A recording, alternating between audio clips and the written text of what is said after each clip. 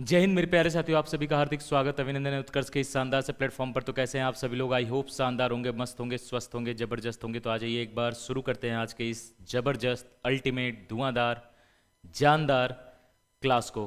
कैसे हो भैया आप लोग? तो आ जाओ भाई। कल हम लोग जहाँ क्वेश्चन को छोड़े थे वहीं से आज शुरू कर रहे हैं, है ना। और शानदार शानदार क्वेश्चंस के जो है हम लोग प्रैक्टिस कर रहे हैं, है ना। तो आ जाइए एक बार, सभी के सभी एक बार। और आज का पहला क्वेश्चन आपके स्क्रीन के सामने है। आज का फर्स्ट क्वेश्चन आपके स्क्रीन के सामने है। क्या? पानी में हवा के दो बुलबुले एक दूसरे को आकर्षित करते हैं, एक दूसरे को प्रतिकर्षित करते हैं। ना तो आकर्षित करते हैं, ना ही प्रतिकर्षित करते हैं। इनमें से क्या होता है?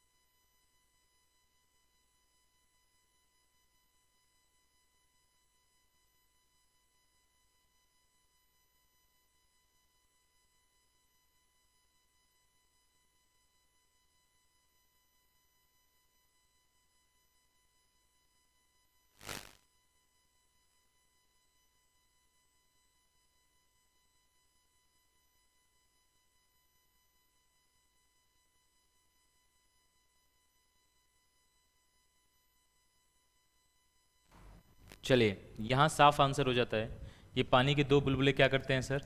तो पानी के दो बुलबुले एक दूसरे को क्या करते हैं? एक दूसरे को आकर्षित करते हैं। तो attract to each other, attract to each other. Next, जैसे हम विषुवत रेखा से ध्रुवों की ओर जाते हैं तो जी का मान क्या होगा? विषुवत रेखा से कहाँ जा रहे हैं? ध्रुवों की तरफ जा रहे हैं, यानी इक्वेटर से, इक्वेटर से आप पोल की तरफ जा रहे हो, तो इधर जा रहे हो तो यहाँ पर आपको पता होना चाहिए, है ना। यहाँ पर आपको पता होना चाहिए, यहाँ पर आपको पता होना चाहिए क्या? कि सर ये जो जी है ना, इक्वेटर पर जी का मान क्या होता है? न्यूनतम। और पोल पर जी का मान क्या होता है? मैक्सिमम। तो अगर मिनिमम से मैक्सिमम की तरफ जाओगे जी की वैल्यू क्या होगी? बढ़ेगी। मिनिमम से मैक्सिमम की तरफ जाओगे जी की वैल्यू क्या होगी? बढ़ेगी। तो यहाँ से साफ साफ शब्दों में कह सकते हैं कि बढ़ता है, इंक्रीज करता है। सी आंसर, इंक्रीज करता है, इंक्रीज करता है। C is the right answer. Next, समुद्र में उत्पन्न होने वाले ज्वार भाटा का प्रमुख कारण है। समुद्र में उत्पन्न होने वाले ज्वार भाटा का प्रमुख कारण है, निम्न में से क्या कारण है?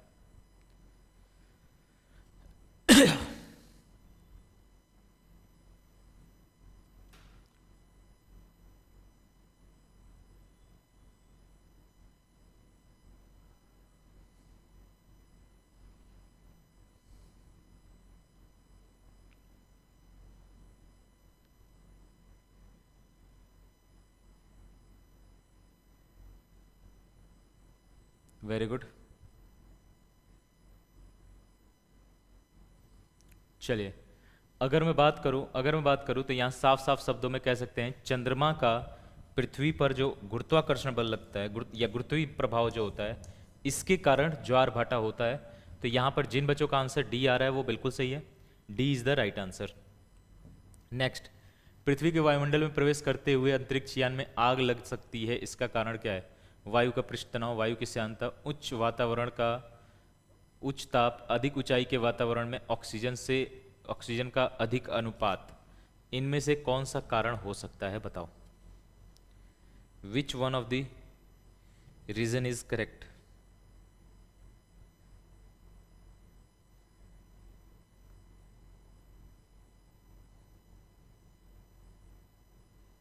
एयर रेजिस्टेंस एक में मात्र कारण हो सकता है क्या?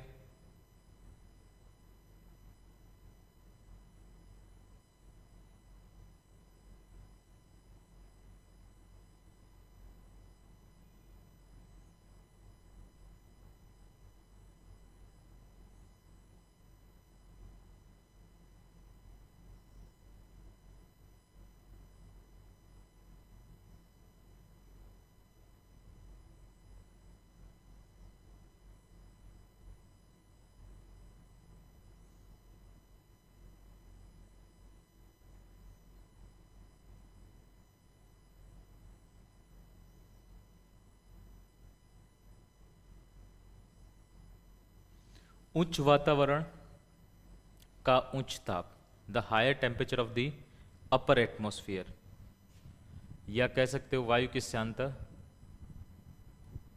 ठीक है, या वायु का पृष्ठ तनाव। तो यहाँ साफ कह सकते हो उच्च हायर टेम्परेचर, उच्च वातावरण का उच्च ताप। नेक्स्ट, चंद्रमा पर कोई वायुमंडल नहीं है क्योंकि, चंद्रमा पर कोई वायुमंडल नहीं है क्योंकि यह पृथ्वी के निकट है, यह पृथ्वी के परितः परिक्रमण करता है, यह सूर्य से प्रकाश प्राप्त करता है, यहाँ गैस के अणु का पलायन वेग इनके वर्ग माध्य वेग से कम होता है। इनमें से क्या रीजन है, बताइए।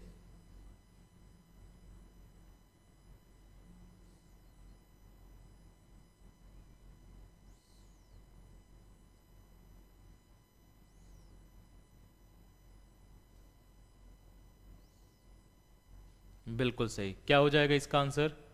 तो यहाँ पर साफ शब्दों में हम कह सकते हैं सर, यहाँ जो गैस के अणुओं का पलायन वेग है, ये जो है इसके वर्ग माध्य वेग से कम होता है, इसलिए। तो डी आंसर बिल्कुल सही है। नेक्स्ट, पृथ्वी से वायुमंडल जुड़ा हुआ है किससे? हवाओं द्वारा, गुरुत्वाकर्षण द्वारा, बादलों द्वारा, उपरोक्त में से कोई नहीं। इनमें से किसके द्वारा जुड़ा हुआ है? पृथ्वी से वायुमंडल जुड़ा हुआ है। The atmosphere is connected to the earth by, किसके द्वारा? विंड्स, हवाओं द्वारा, ग्रेविटी, गुरुत्वाकर्षण द्वारा, क्लाउड्स, बादलों द्वारा, नन ऑफ द अबव, इनमें से कोई नहीं, उपरोक्त में से कोई नहीं। बताइए। तो साफ साफ शब्दों में हम कह सकते हैं क्या? गुरुत्वाकर्षण द्वारा, ग्रेविटेशन द्वारा जुड़ा हुआ है। तो जिन बच्चों का आंसर यहाँ पर बी आ रहा है वो आपका बिल्कुल सही है। नेक्स्ट, न्यूटन का गुरुत्वाकर्षण का नियम लागू होता है किसके लिए? इनमें से बताओ, इनमें से किसके लिए? न्यूटन्स लॉ ऑफ ग्रेविटेशन किसके लिए लागू होता है? किसके लिए लागू होता है?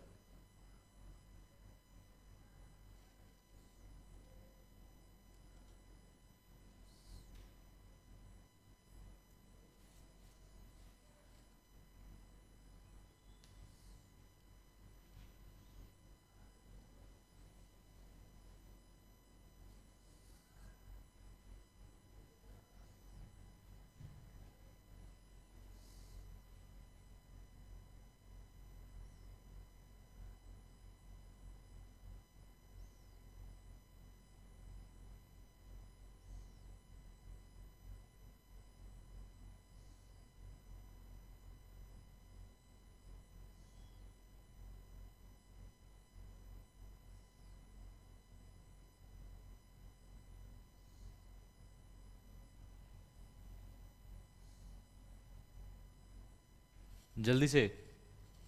तो सिंपल सी बात है, न्यूटन लॉ ऑफ ग्रेविटेशन हर एक प्रकार के वस्तुओं के लिए है, छोटी बड़ी सभी प्रकार के वस्तुओं के लिए है। ये सारे कॉन्सेप्चुअल क्वेश्चन है। यदि पृथ्वी घूमना बंद कर दे तो विषुवत रेखा के जी के मान पर क्या प्रभाव पड़ेगा? पृथ्वी क्या कर दे, स्टॉप रोटेटिंग, घूमना बंद कर दे, तो इक्वेटर पर, कहाँ पर, इक्वेटर यानी भूमध्य रेखा पर या विषुवत रेखा पर क्या प्रभाव पड़ेगा, बताओ क्या प्रभाव पड़ने वाला है।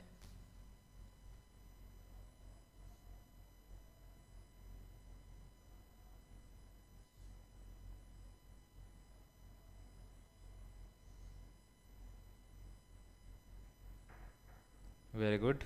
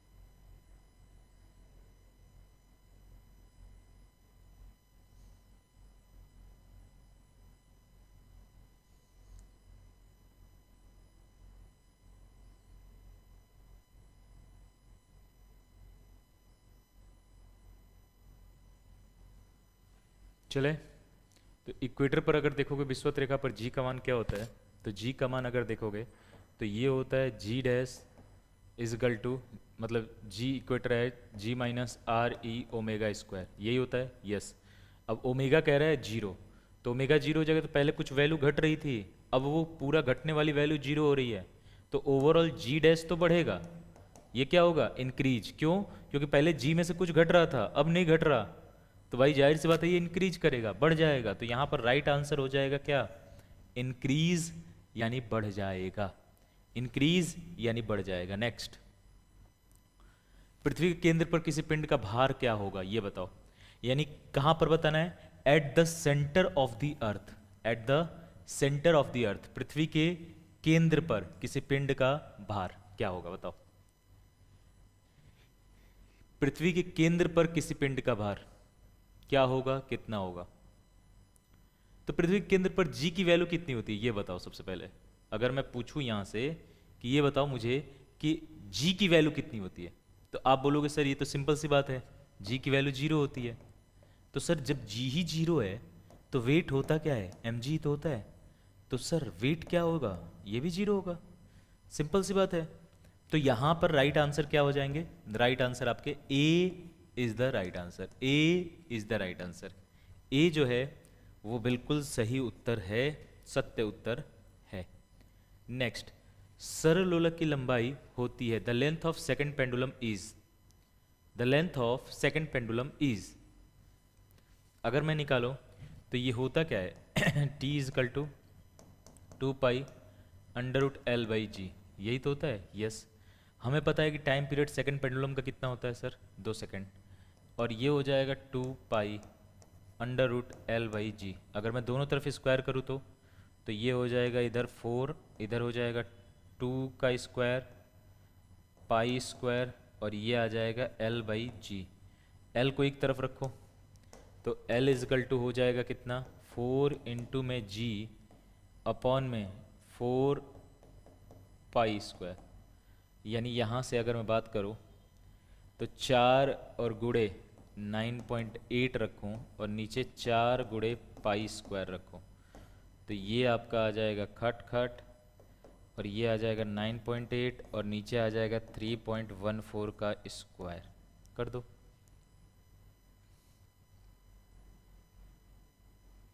करो, कितना आ रहा है,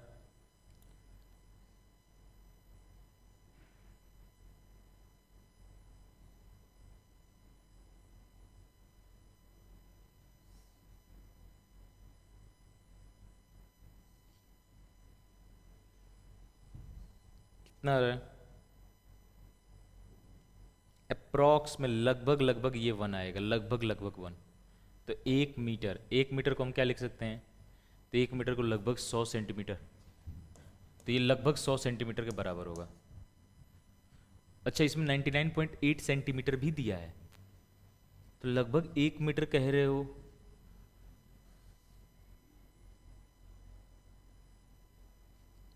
जबकि 99 पॉइंट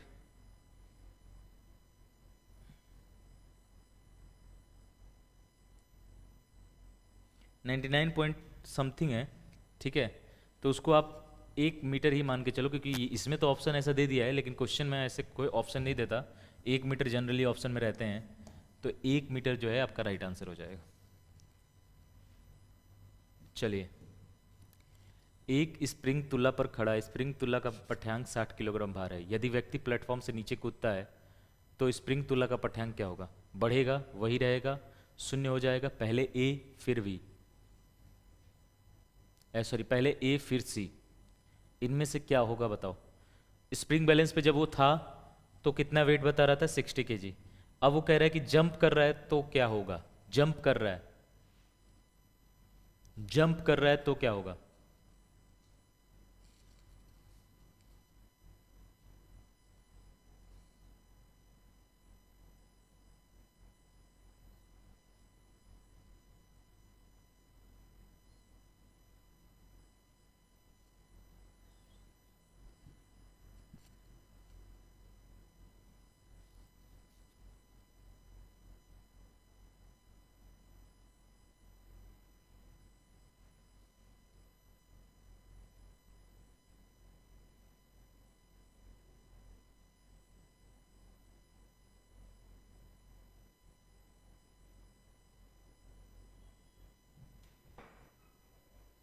चलिए, वेरी गुड,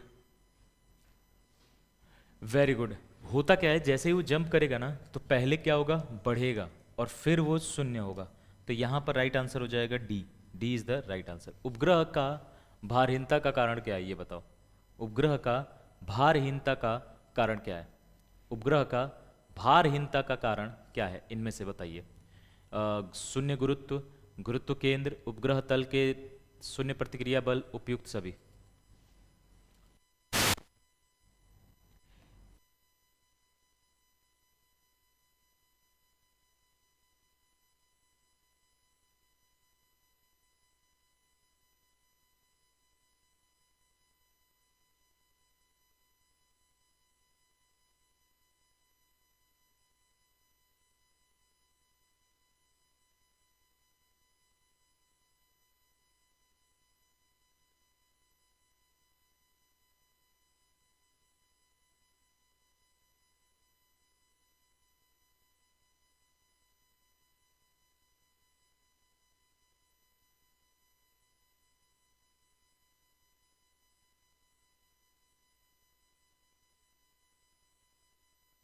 चलिए, वेरी गुड।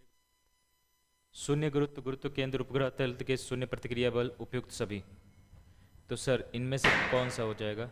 तो zero reaction force on the surface of the satellite, zero gravity, या सेंटर ऑफ ग्रेविटी, इनमें से कौन सा कारण है भारहीनता? भारहीनता मतलब वेट जीरो। अरे बोलो, भारहीनता का मतलब क्या है? Wait zero. तो वेट जीरो कब होगा? जब जब जी क्या हो?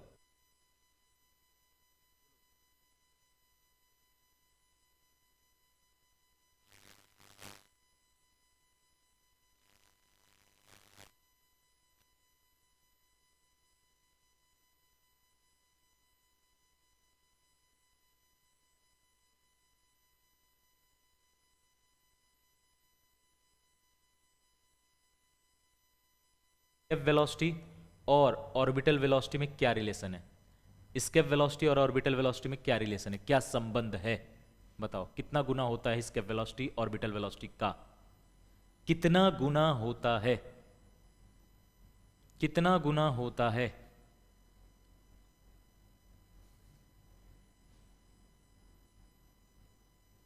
Very good.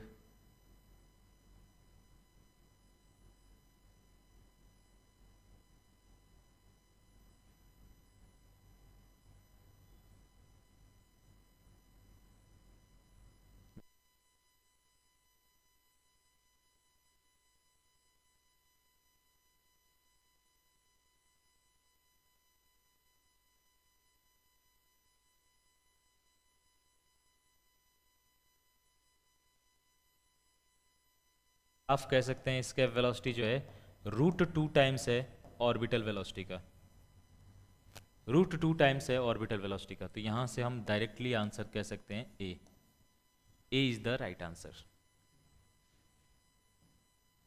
A is the right answer. Next, किसी उपग्रह की ऊंचाई घटाने पर आवर्तकाल का मान क्या होगा, ये बताओ। ऊंचाई अगर घटा रहे हो तो आवर्तकाल का मान क्या होगा, टाइम पीरियड पर क्या फर्क पड़ेगा, जल्दी से। फर्स्ट,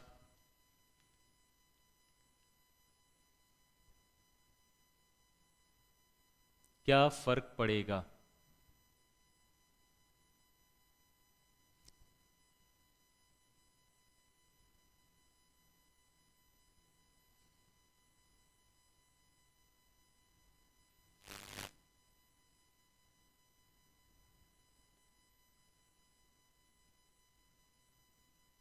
चलिए, अगर मैं बात करूं तो साफ शब्दों में मैं कह सकता हूं, साफ शब्दों में मैं कह सकता हूं किसी उपग्रह का ऊंचाई घटाने पर आवर्तकाल का मान क्या होगा।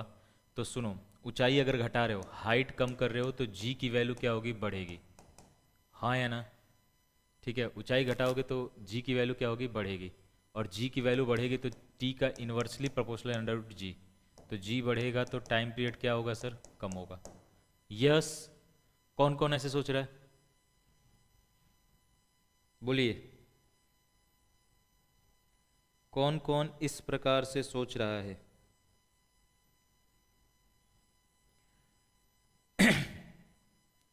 बोलिए। तो सिंपल सी बात है सर, इसमें कोई शक की बात ही नहीं है कि घटेगा, है ना, तो घटेगा।